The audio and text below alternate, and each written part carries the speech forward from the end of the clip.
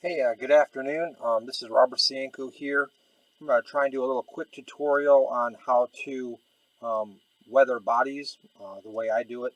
I've had several people um, kind of ask me how I do it, and at our club meetings I've showed it I think once. So I'm going to run this little video here. This will be my first one. We'll see how it works out. Um, there's a lot of ways on the internet that people have seen to weather bodies. The salt method using hairspray and whatnot. Um, I kind of came up with my own way before I even heard about those. And it has to do with layering paint and sanding.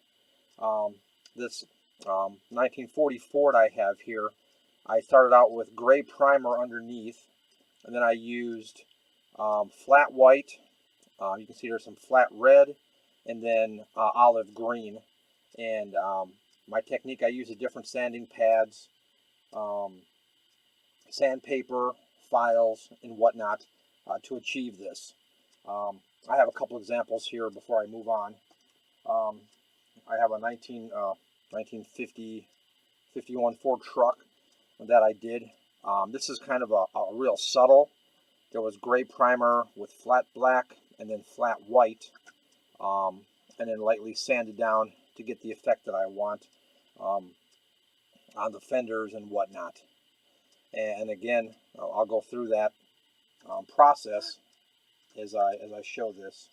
One other car I just finished recently, actually this morning, is my 55 Chevy Bel Air. Looks like this. This is another one where I layered the paint. It was flat gray. Um, I used brushed on rust underneath it, and I used blue and flat white.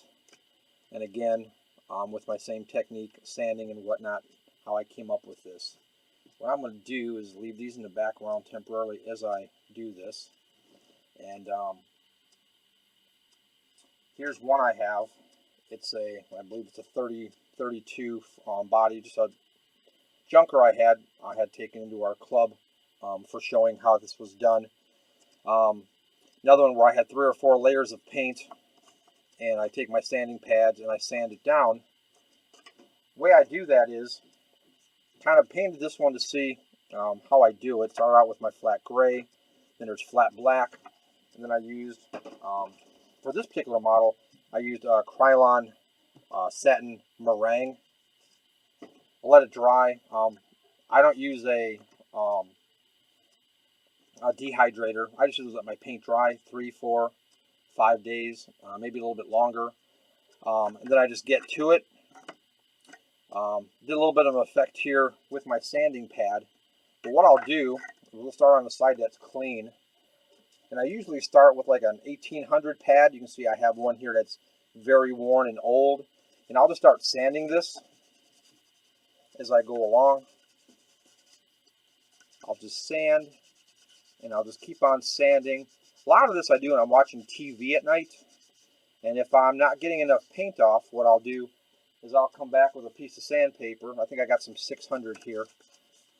And I'll just start going over it this way until I get the desired effect that I want. Now see how it's starting to rub off? Usually if you look at the top of a fender, that's where it usually starts fading the first. For the most, just keep going over this. Just keep going over this. If I don't want as much of an effect, wipe that off. What I'll do is, oh, my hand's not in the way. I think it is. We're going to go back with our pad again until we keep getting the desired effect we want. And eventually, if I want more or if I want less, maybe I'll fold this over and I'll just keep going until it comes through the way I want it. As you can see, it's coming through, getting the desired effect I want. On the top, we'll do the same thing. If I don't want to use my sanding pads, sometimes if I want to get it off a little bit faster, I have a cheap sanding block I picked up, and I'll start with this, and I'll just keep going over and over with it, and you can see how it gets the paint down really quick. Don't want to go too much. only took me about 15, 20 seconds there. And then I'll go back with my 1800. I can clean up them lines if I want. Do a little bit of that. And then we'll go back with maybe, I think I got a 2400 here. We'll do this. And if I want it worn more like that, I'll just keep going with it. As you can see, I think I have a little bit of rust underneath there too besides the black. I haven't gotten down to the black. But the deeper you go with it, the deeper the effect you're going to get. And then if I want, after that, just for another effect, I also use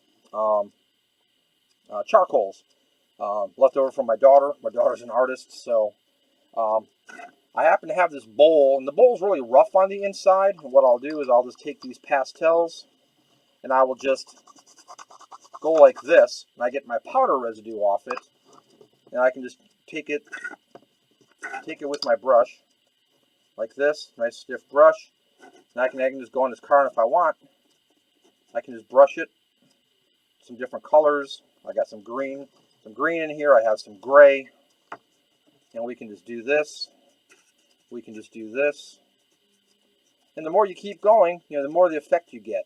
On my 55 I just finished, didn't use any of the pastels on it. I just went with my sanding technique. That's really all there is to it. I really had no rhyme or reason why I started it. I just thought it would work, and that's what we've come up with. Hope you like it. Hope it works for you. If not, have a couple other little videos I'm going to work on. We'll see you another time.